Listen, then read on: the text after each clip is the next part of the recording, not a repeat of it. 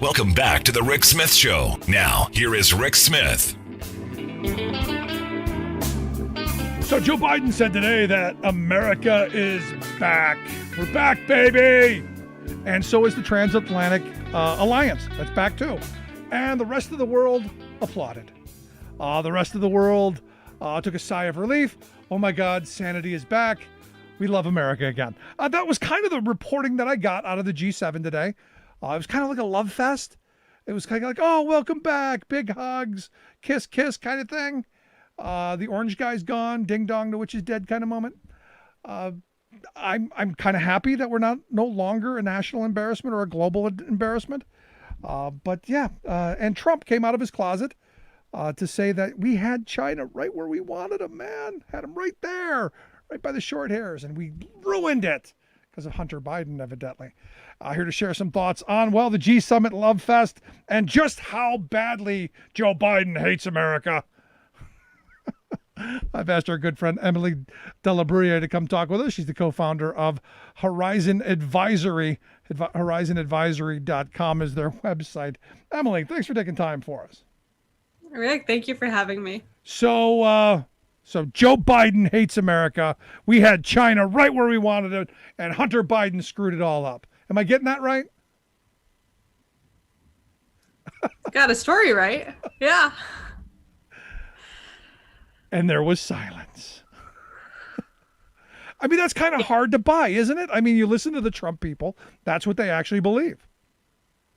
And it's funny because, like, it should be so easy. Like, can't we just agree that, like, China's trying to take over the global system, right? Then we have an enemy. It's a very real enemy. We can cool it with the, like, maybe less grounded attacks. And then we can really, like, concentrate on that. And it's just, like, tough when you're handed such a good adversary, which is also such a legitimate one, not to engage there. Yeah.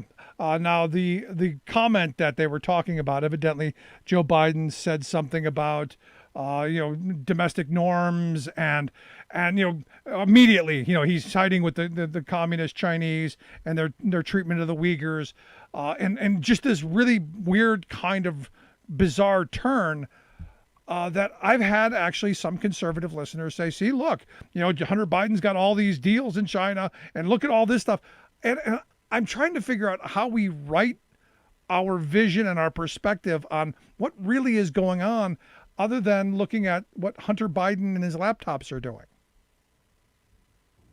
Yeah. And like, the problem is that, like, the real Hunter Biden story is, like, so much more pervasive, and also, like, so much more dangerous than whatever the one that's being told is, and that's that there's this entire system of elite capture and influence over the determinative entities in U.S. society, whether that's Wall Street or those close to political leaders or Hollywood, that's very deliberate on the part of the Chinese and that takes advantage of weaponization of capital.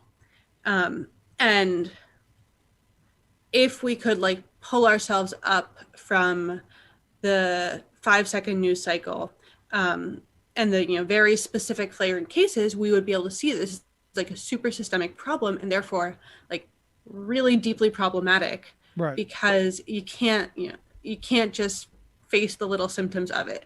You have to go deep down and realize that, like, through and through, we risk having tied all of the influential players in our national ecosystem to China's interests. Right. So to put that down to a truck driver's level, what you're basically saying is the Chinese are really bright, they're really smart, they're really well funded, and they're buying up all of the elites, all of the kids of the elites, all of the insiders. They're paying off one way or another so that they can have influence across the board. And party doesn't matter because the right is going to say Hunter Biden and the left is obviously going to say Ivanka Trump.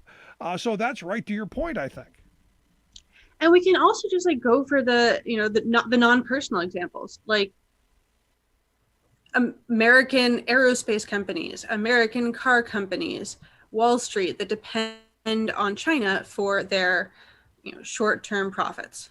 It's exactly the same story. And it's in every different influential sector within the US ecosystem, whether that's, as you said, like the political elites or their kids, or that's the commercial sector or industry, or it's, the movies coming out of Hollywood. No, and the reason I framed it the way I did is because, we're focused on the Hunter Biden or the Ivankas. We never get to the layer that you just pointed out, that it's corporate America. It's the Chamber of Commerce who is the pipeline of American jobs from the U.S. to China. They're the conduit to moving out of this country. In fact, right now, as we speak in Bucyrus, Ohio, they're talking about moving a light bulb factory from Bucyrus over to China. And there's a big push to try and get them to stop. But you know what? It's not going to come down to what we say. It's going to come down to what our laws say. And this is where I think we need to have politicians and hopefully somebody like Joe Biden who's going to say, no, we need to manufacture light bulbs, at least some here in the U.S. Right. And like that has to be what Build Back Better actually is, right? That we're building back better, not only so that there's like necessary infrastructure in the U.S., but also that our infrastructure and our manufacturing are built on U.S. inputs and provide U.S. jobs, rather just than giving China more inroads into our system. No, I mean, it just seems like a little bit of common sense, but yet we're still hung up in this kind of, this information push pull that keeps us, right, like an inch deep instead of getting to where the real problems are, which are, China cheats. They cheat in everything. That they manipulate their currency, their mercantilist policies, target industries and take them over. I mean, that's where the real policy and the really arguments have to be levied at this point. Yeah, but what China wants is precisely what we're doing, which is to pit us against each other, for us to lose sight of the actual contest, so that we spend all of our energy in like the useless infighting. Yeah. Well, they and they fund it. I mean, that's the other thing. I mean, their outreach for media and the fact that they fund so much of what goes on in our research. It's incredible how they've invaded our culture with our own money. And this is the thing that drives me nuts. We've got these massive trade deficits where we send out all of our money to them for whatever cheap trinkets they bring back to us. And then they bring that money back, because it all has to come back, by buying up our industries, by buying up our intellectual capacity, by buying up, you name it. We're basically selling ourselves out for trinkets. Oh yeah, and we're doing it all to ourselves. So how do we stop? And is Joe Biden going to be the guy that does that? Because look, I got real concerns from the beginning about Biden. I'm pretty happy about what I've seen thus far. Granted, we're less than a month in, but from this point forward, how do you think he's doing to this point? I mean, I think I agree entirely. Like we talked about concerns we had months ago, and I think I have been pretty much nothing but like pleasantly surprised by the tone and tenor coming out of the administration on China. And his speech today at the G7 was yet another example of that pleasant surprise. And he clearly, and his administration are clearly head and shoulders above any past U.S. executive in terms of like recognizing China's threat, and also recognizing that the answer is rebuilding and ensuring the integrity of international rules, as we are, as he put it today, an inflection point in redefining the global order. The problem is that, like, to grade him, he has to like not only be head and shoulders above every other precedent. It's like way more of a challenge than that, and therefore, all my pleasant surprise aside, there is so much more yet to be done. So even like every great step he makes comes with so many other questions of, well, what's he actually going to do? Or Right. What does this mean in practice? Or how possible is that actually? No, I mean, look, we're only a month in, and I'm still guardedly optimistic. He's done some things that I'm really happy with. So far, I haven't seen any real missteps. Even though I get a ton of email of people saying, "Did you see his disgraceful speech today? Can't even get a line out." The guy has a stutter. He's always had that. He's always spoken. If that's what you're going to complain about, then I can't help you. I like the substance of what he had to say. Yeah. And I mean, his language today, he looked to our allies and partners, right? And he said, like, we need to work together, and we need to make sure that like the new global order that emerges is going to be one where everybody has to play by the rules, and those rules protect liberal democratic norms and values. Right. So That, let's talk a little bit about Russia because that came up. Obviously, Russia wasn't invited today, right, to the G7. You know, the talk of taking on Russia and their well, their involvement in our elections and in other elections, that has come up. Uh, do we have a sense of what Biden is going to do on the front with Russia? I'll give you what like my concern is, because obviously I have to turn to the negative on this. Um, we, as you know, the U.S. has for years now lumped the U.S. or lumped China and Russia together as our great power adversaries, and these are like the big threats we have to deal with. And I think that's really dangerous because yes, Russia is a massive threat. China is a systemic one. Russia is looking to spoil. China is looking to take over the global order, and that's very different, and that requires a very different kind of response. So anything that lumps them together seems to me like it risks undermining the appropriate measures taken to counteract China. And the indicators we've seen are a little mixed. I think this administration, for obvious reasons, continues to turn to the crutch of China and Russia, and China and Russia are the adversaries. That said, Biden has also acknowledged that they present different risks. It's just a question of at what point, like to what extent is that difference recognized, and to what extent is the response being adjusted accordingly. No, it's you put it, I think, in the exact right context. Russia just wants to booger everything up, and China wants to take over everything. I think is spot on accurate. Do you think that has to do with the fact that we still view Russia as the superpower that I grew up worrying about, mutual assured destruction, and that we were the polar superpowers, and that people still view China maybe as an emerging power as opposed to what I would argue now is a superpower? Yeah, I think that's absolutely right. I mean, it takes no intellectual creativity on our end to say, wow, here's the great power threat Russia presents. And also, we don't have to reprove the case, right? Like, that's already been established. It's institutionalized in precedent. Whereas it's still kind of, even today, something of an uphill battle to argue that China is our adversary and that we are engaged in a competition, if not like a peacetime version of war with China, which is what we are. And because, as you said, there's that framing of they're still rising, but also because there isn't the pre-established, institutionalized, agreed upon framework that they're our not only competitor, but adversary, we're still engaged in all the intellectual gymnastics rather than fighting the fight. Yeah, because I'll personally, I think China is much more dangerous to us long term than Russia is. I think Russia, as it's been explained to me by people a lot smarter than I am, you could basically starve Russia out by, just being Europe's gas station and cutting off their flow of revenue by basically just making their gas worthless. But China, they have over the last 4 years filled the void that Trump left by us not being players in the international market, and we're still not all on the same page internationally on how to deal with China. Everyone's still trying to cut their own deals, which puts them in a much, much different position now, especially since we have been out of the international game for a while.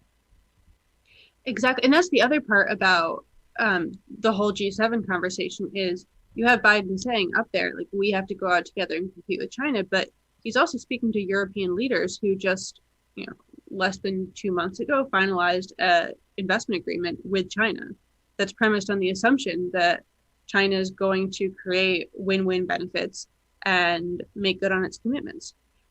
So this is an international community that on the one hand needs to be taking action together, and on the other hand, where like significant players here are not on board. Yeah, I mean, is there any, because I look for this, are there any agreements that China has lived up to? I mean, and I don't want to be always negative because look, I'll give them credit. They've done amazing things. They've stolen the most productive economy in the history of civilization right out from under us. I shouldn't say that. They haven't stolen it. We gave it to them. They didn't actually steal it. They didn't kick in the door. They actually opened the door for us, and we carried the stuff out, or they paid us to carry it out. Let me get that straight. But at least we know where the stuff is. They've got it. I guess you could look at that and go, wow, they were smart. They won. Yeah, I think that's probably the commitment they've made good on. They said they were going to win, and they're definitely in the process of winning. So, how do we, as a matter of policy, and this is kind of the last line of questioning I've got, because look, I love the fact that Biden's Build Back Better plan has a Buy American provision, that we're going to start looking at government procurement in a way that's going to benefit American manufacturing, even though Europe is kind of balking at that. They're a little upset. How do you see that all playing out going forward? I mean, like the big right question mark and the thing that needs to happen, and partly this is just because I'm still stuck in the frame of Biden's remarks today, but it's about like the rules of the emerging world, right? The world's changing. There's information technology that's creating a whole new set of systems. There's also like COVID, which has thrown the world into chaos, but also like prompted a new era. And we, which is to say the US, but also allies and partners, including the G7, are like actively competing with China to redefine those rules and to make sure that those rules are ones where China is held accountable and has to like make good on its commitments, and follow international law, etc. But like, how are we actually going to do that? And the like past mode of the US has been to assume that you can use the existing mechanisms to like, bring China to the negotiating table or slap them on the wrist. So we take things to, the International Tribunal of the Law of the Sea, or we file WTO cases. And that doesn't work because China has gamed all these systems and just has avoided all the repercussions that should come from them. So like the way this works, if it's going to work, is that the US and trusted allies and partners get together and they rework the systems. And either they find new institutions, or they change the rules of existing institutions, or they repurpose old ones for new means. And I mean, to my mind, like the first like really compelling step is that we, as the US, leading this movement, revoke China's permanent normal trade relations status. That's what allowed China to join the WTO. They shouldn't have that status. They're not a responsible actor. And that's the kind of mechanism that if we like actually use it, gives us the power to change international systems. Can we do that though? I mean, aren't we way too far down the road for that to happen? I mean, we're like, if we're too far down the road to do that, I think we might be too far down the road to do anything. Yeah, that's the scary part right there. And that is a problem. So what would that look like then? I mean, because if you remove permanent normal trade relations, what does that then look like? So like there's an immediate shock, right? But then in theory, right, this is the kind of move that can inspire similar, if not quite the same degree of action on the part of other quote unquote responsible international players. And then having done that, that paves the groundwork to either credibly threaten China's place in the WTO, or really credibly threaten China's place in the WTO such that the international rules it was supposed to abide by when it ascended to that position, a position that has allowed it to reach the place it is in the world today, such that it has to follow those rules or it's out. So how would that happen then? I mean, how would you go about that? Does that have to pass through the World Trade Organization's councils? Does that have something that Congress has to pass? Who's responsible for doing that? Well, so the PNTR move, like permanent normal trade relations status, that's domestic, right? That's us. Anything after that is going to be, deliberation with allies to make sure that they take the right moves.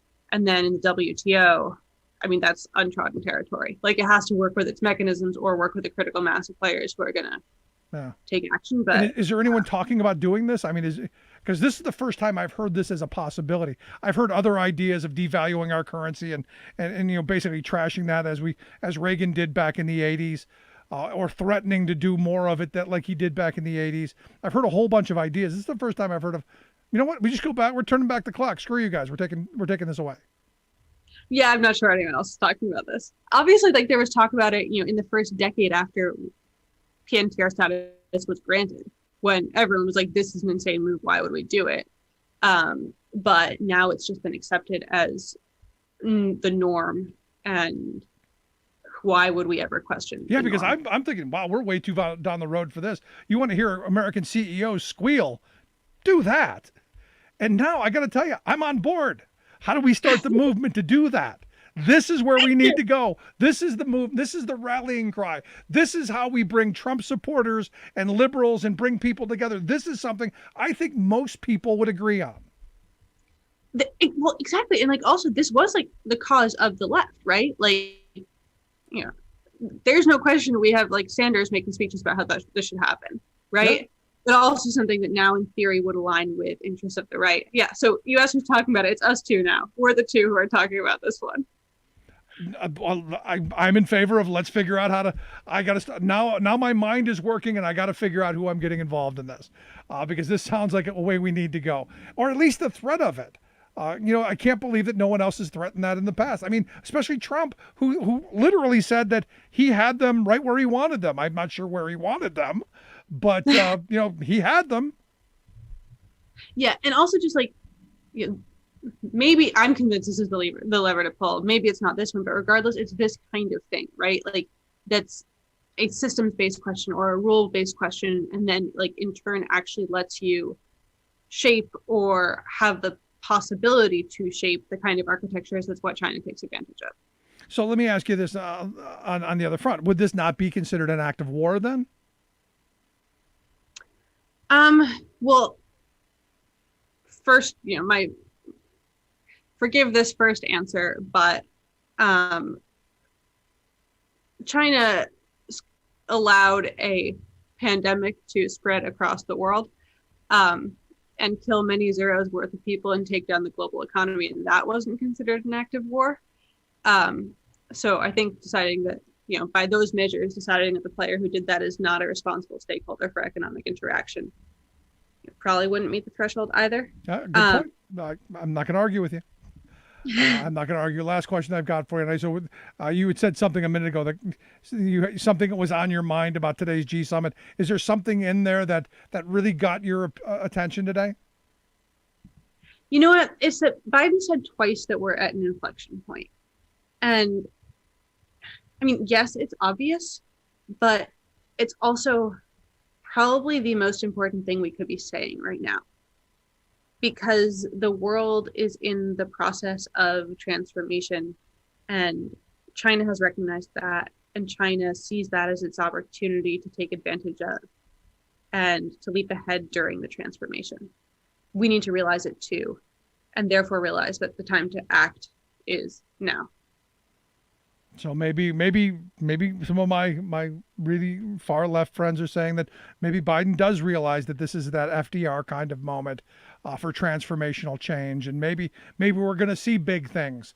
At least I hope. Agreed. We will see. But Emily, I appreciate the time and the thoughts. I got to think more of this Yank permanent normal trade relations. This sounds like a simple but good idea. Gonna give it a thought. But Emily, I appreciate the time. Thanks so much. Thank you. Our good friend Emily de la Bruyere. She's the co-founder of the Horizon Advisory, horizonadvisory.com, their website. We'll get links out on how you can take a look at the fantastic work she does. Quick break, right back. Stick around. You're listening to The Rick Smith Show.